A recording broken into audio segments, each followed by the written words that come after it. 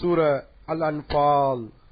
அளவற்ற அருளாளனும் நிகரற்ற அன்புடையோனுமாகிய அல்லாஹுவின் திருப்பெயரால் துவங்குகின்றேன்.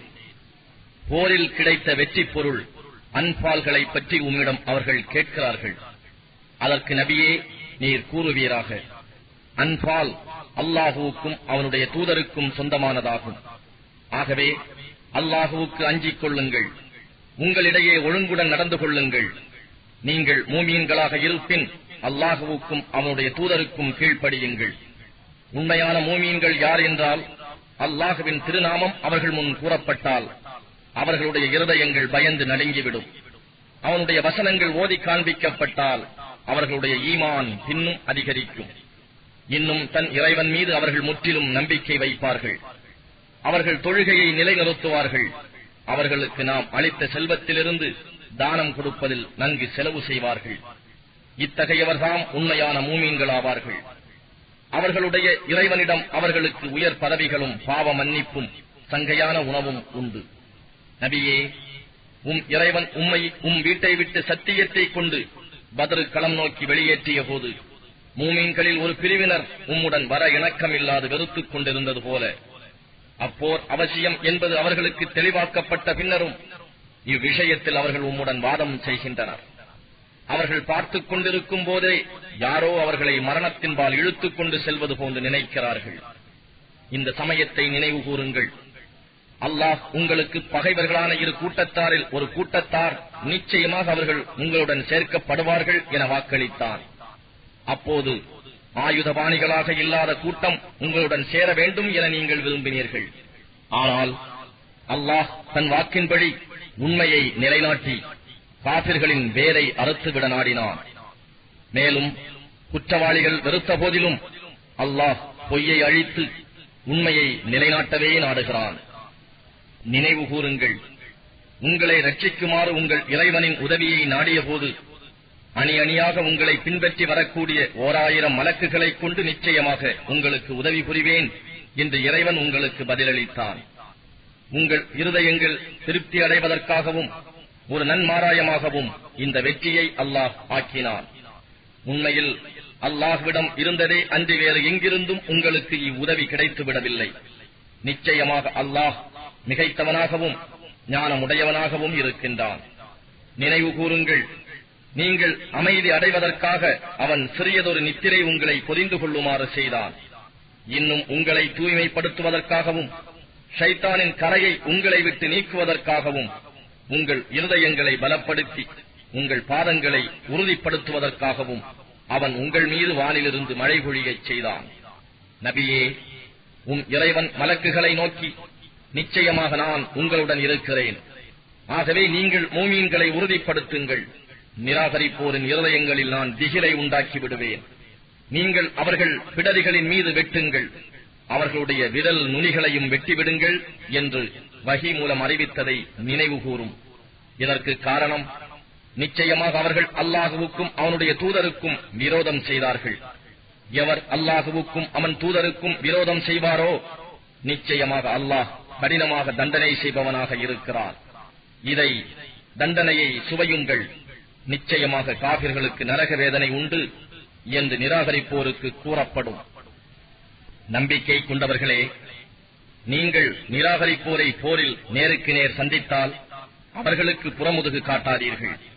எதிரிகளை வெட்டுவதற்காகவோ அல்லது தம் கூட்டத்தாருடன் சேர்ந்து கொள்வதற்காகவோ அன்றி அந்நாளில் எவரேனும் தம் புறமுதுகை காட்டி திரும்புவாரானால் நிச்சயமாக அவர் அல்லாஹுவின் கோபத்திற்கு உள்ளாகி விடுவார்.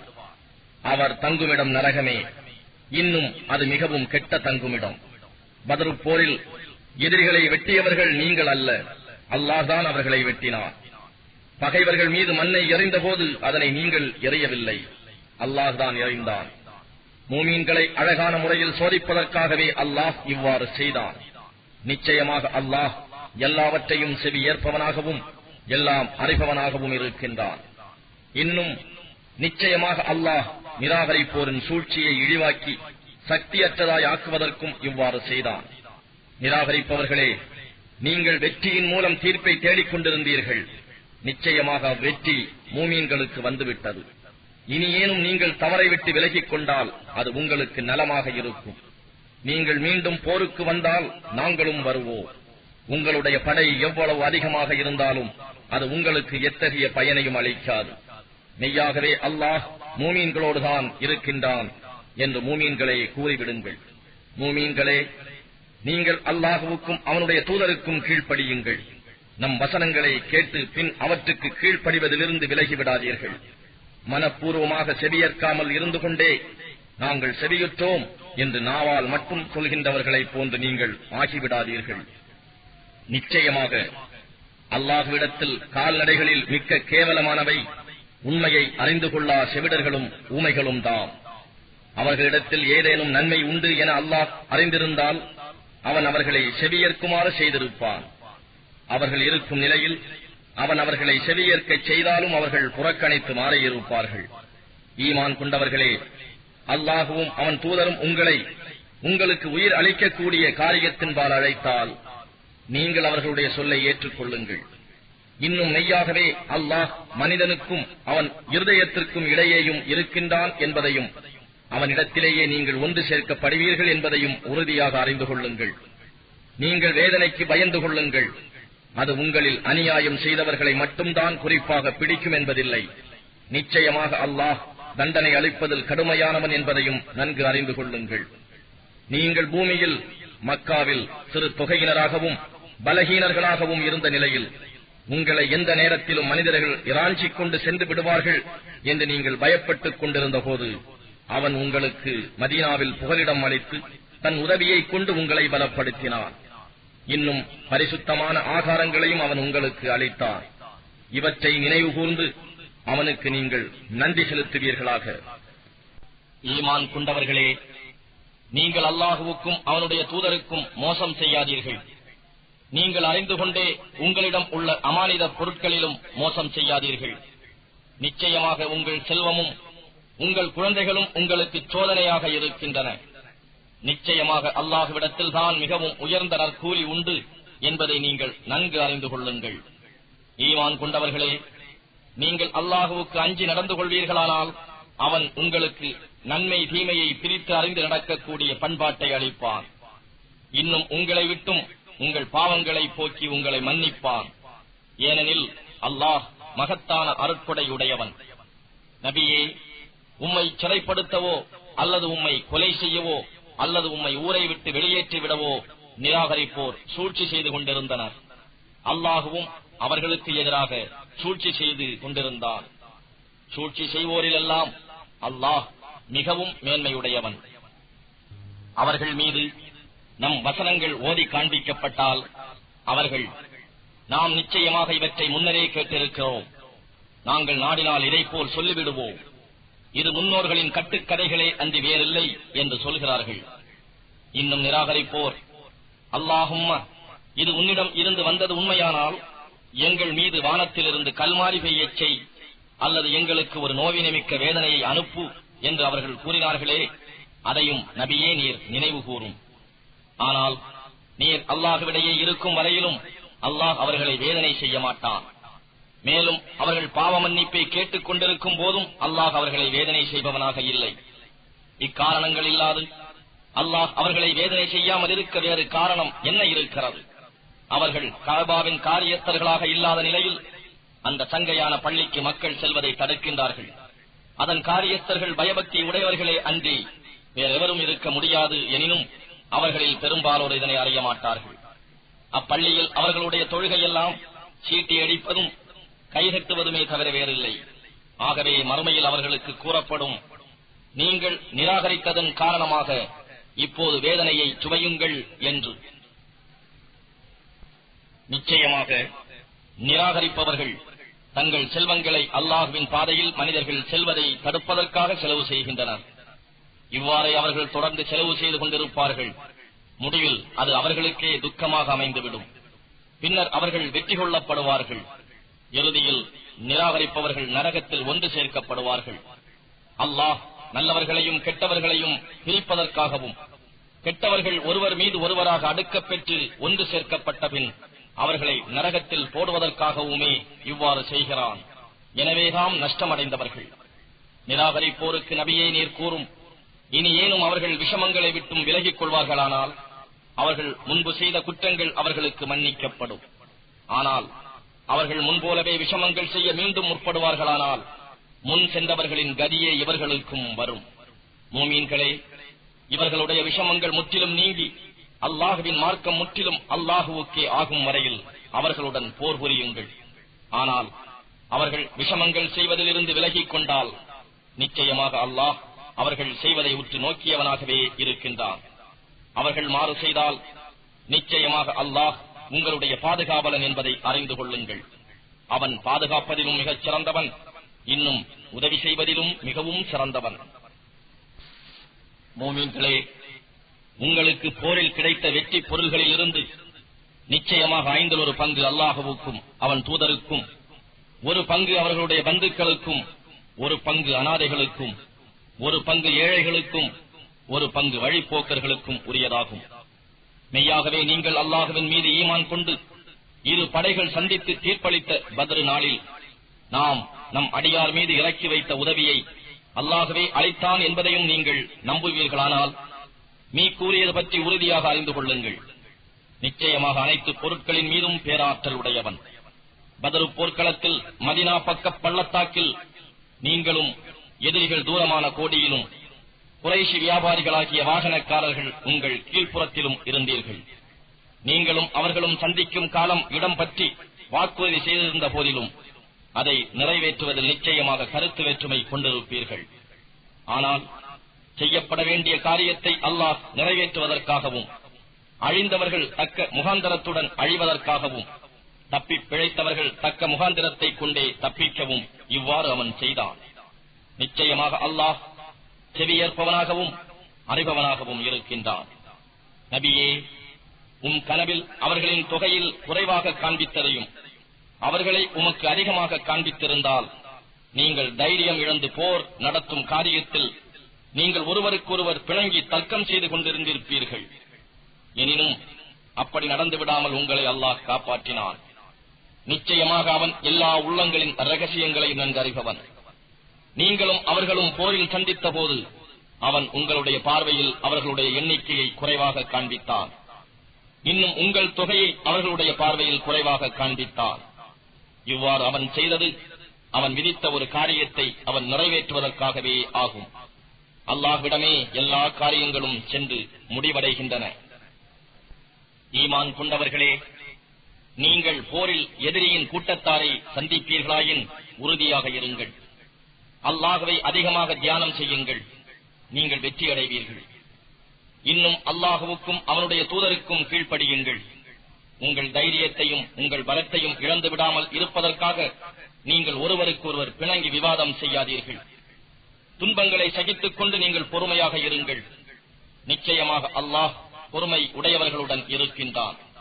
பெருமைக்காகவும் மனிதர்களுக்கு காண்பிப்பதற்காகவும் தங்கள் வீடுகளிலிருந்து வெளிக்கிளம்பி முஸ்லிம்களுக்கு எதிராக பத்ரில் மக்களை அல்லாஹுடைய பாதையை விட்டு தடுத்தார்களே, அவர்களைப் போன்று நீங்கள் ஆகிவிடாதீர்கள். அவர்கள் செய்வதை அல்லாஹ் சூழ்ந்து அறிந்தவனாக இருக்கின்றான். ஷைத்தான் அவர்களுடைய பாவச் செயல்களை அவர்களுக்கு அழகாக காண்பித்து, இன்று உங்களை மனிதர்களில் எவரும் வெற்றி கொள்ள முடியாது, மெய்யாக நான் உங்களுக்கு துணையாக இருக்கின்றேன் என்று கூறினான்.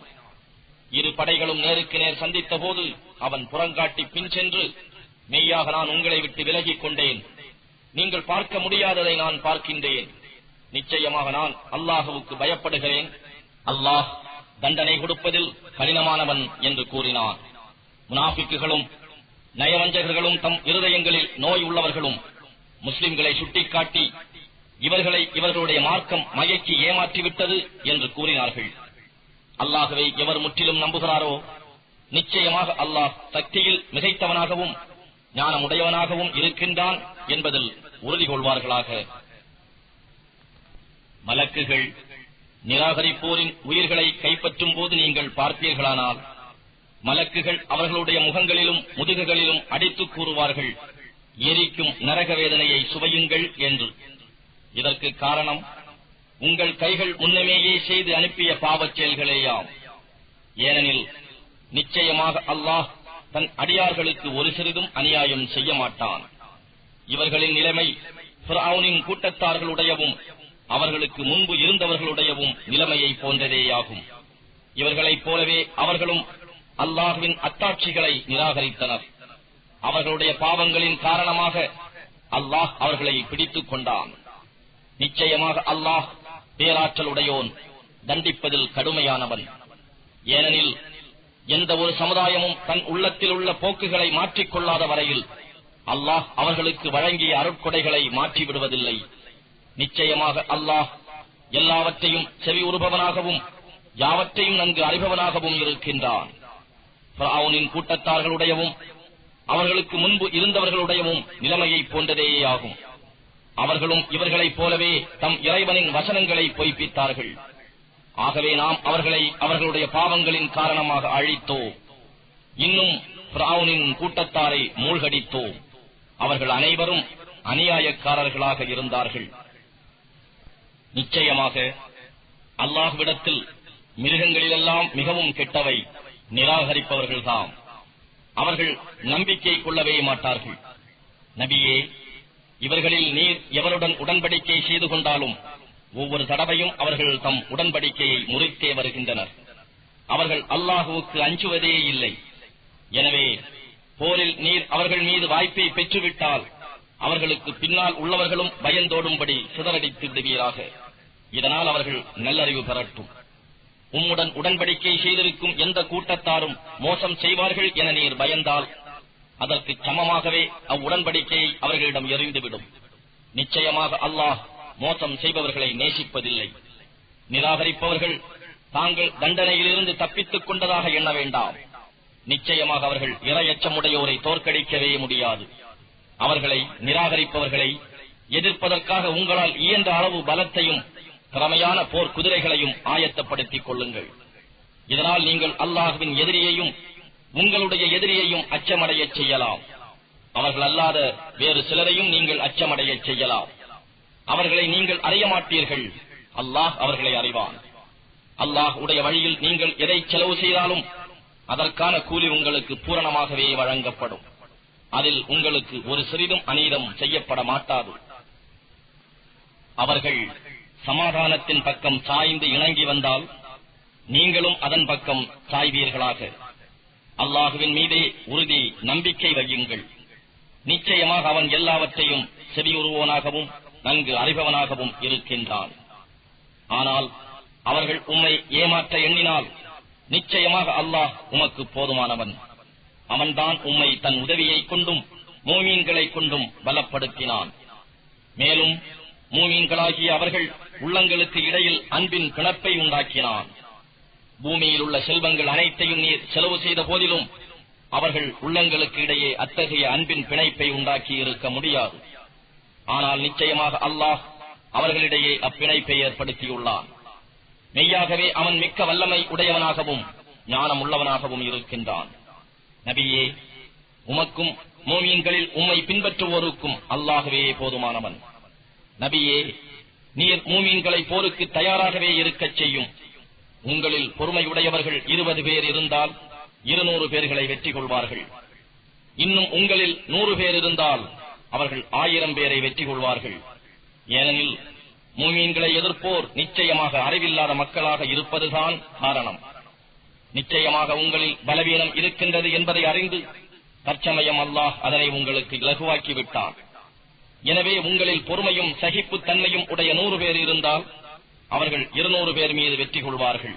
உங்களில் இத்தகையோர் 1000 பேர் இருந்தால் அல்லாஹுவின் உத்தரவு கொண்டு அவர்கள் 2000 பேர் மீது வெற்றி கொள்வார்கள். ஏனெனில் அல்லாஹ் பொறுமையாளர்களுடனே இருக்கின்றான். விஷமங்கள் அடங்க பூமியில் இரத்தத்தை ஓட்டாத வரையில் விரோதிகளை உயிருடன் சிறைபிடிப்பது எந்த நபிக்கும் தகுதியில்லை. நீங்கள் இவ்வுலகத்தில் நிலையில்லா பொருட்களை விரும்புகிறீர்கள். அல்லாஹுவோ மறுமையில் உங்கள் நலத்தை நாடுகிறான். அல்லாஹ் ஆற்றலில் மிகைத்தோனும் ஞானமுடையோனாகவும் இருக்கின்றான். அல்லாஹுவிடம் உங்களுடைய மன்னிப்பு ஏற்கனவே எழுதப்படாமல் இருந்தால் நீங்கள் போர் கைதிகளிடம் பதிலில் ஈட்டுப் பணத்தை எடுத்துக் கொண்டதன் காரணமாக உங்களை ஒரு பெரிய வேதனை பிடித்திருக்கும். ஆகவே எதிரிகளிடம் இருந்து உங்களுக்கு போரில் கிடைத்த பொருட்களை தூய்மையான ஹலாலானவையாக கருதி புசியுங்கள். அல்லாஹுவுக்கே அஞ்சுங்கள். நிச்சயமாக அல்லாஹ் மிக்க மன்னிப்போனாகவும் கிருபை உடையோனாகவும் இருக்கின்றான். நபியே, உங்கள் வசத்தில் இருக்கும் கைதிகளை நோக்கி கூறுவீராக, உங்களுடைய உள்ளங்களில் ஏதாவது ஒரு நன்மை இருப்பதாக அல்லாஹ் அறிந்தால் உங்களிடம் இருந்து ஈட்டுத் தொகையாக எடுத்துக் கொள்ளப்பட்டதை விட இவ்வுலகத்தில் மேலானதை உங்களுக்கு அவன் கொடுப்பான். மறுமையில் உங்கள் பாவங்களையும் மன்னிப்பான். அல்லாஹ் மன்னிப்போனாகவும் கிருபை உடையோனாகவும் இருக்கின்றான். நபியே, அவர்கள் உமக்கு மோசம் செய்ய நாடினால் கவலைப்படாதீர். இதற்கு முன்னர் அவர்கள் அல்லாஹுவுக்கே மோசம் செய்ய கருதினார்கள். ஆதலால் தான் அவர்களை சிறைபிடிக்க அவர்கள் மீது உமக்கு சக்தியை அவன் அளித்தான். அல்லாஹ் எல்லாம் அறிபவனாகவும் ஞானமுடையவனாகவும் இருக்கின்றான். நிச்சயமாக எவர் ஈமான் கொண்டு தம் ஊரை விட்டு வெளியேறி தம் செல்வங்களையும் உயிர்களையும் அல்லாஹ்வின் பாதையில் தியாகம் செய்தார்களோ அவர்களும், எவர் இத்தகையோருக்கு புகலிடம் கொடுத்து உதவியும் செய்தார்களோ அவர்களும் ஒருவருக்கொருவர் உற்ற நண்பர்கள் ஆவார்கள். எவர் ஈமான் கொண்டு இன்னும் தம் ஊரை விட்டு வெளியேறவில்லையோ அவர்கள் நாடு துறக்கும் வரையில் நீங்கள் அவர்களுடைய எவ்விஷயத்திலும் பொறுப்பாளி அல்ல. எனினும் அவர்கள் மார்க்க விஷயத்தில் உங்களிடம் உதவி தேடினால் உதவி புரிவது உங்கள் மீது கடமையாகும். ஆனால் உங்களிடம் உடன்படிக்கை செய்து கொண்டிருக்கும் ஒரு சமூகத்துக்கு விரோதமாக அவர்களுக்கு உதவி செய்வது கூடாது. அல்லாஹ் நீங்கள் செய்பவற்றை நன்கு கவனித்துக் கொண்டே இருக்கின்றான். நிராகரிப்பவர்களில் சிலருக்கு சிலர் பாதுகாவலர்களாக இருக்கின்றனர். நீங்கள் இதை செய்யாவிட்டால், அதாவது ஒருவருக்கொருவர் பாதுகாவலராக இருக்காவிட்டால் பூமியில் குழப்பமும் பெரும் கலகமும் இருக்கும். எவர்கள் ஈமான் கொண்டு தம் ஊரை துறந்து அல்லாஹுவின் பாதையில் போர் புரிகின்றாரோ அத்தகையவரும், எவர் அத்தகையவர்களுக்கு புகலிடம் கொடுத்து உதவி செய்கின்றார்களோ அவர்களும் தான் உண்மையான மூமின்கள் ஆவார்கள். அவர்களுக்கு மன்னிப்பு உண்டு, கண்ணியமான உணவும் உண்டு. இதன் பின்னரும் எவர்கள் ஈமான் கொண்டு தம் ஊரை துறந்து உங்களுடன் சேர்ந்து மார்க்கத்திற்காக போர் புரிகின்றார்களோ அவர்களும் உங்களைச் சேர்ந்தவர்களே. இன்னும் அல்லாஹுவின் வேத விதிப்படி உங்கள் உறவினர்களே. ஒருவர் மற்றொருவருக்கு மிக நெருக்கமுடையவர்களும் ஆவார்கள். நிச்சயமாக அல்லாஹ் எல்லா பொருட்களையும் நன்கு அறிந்தவனாக இருக்கின்றான்.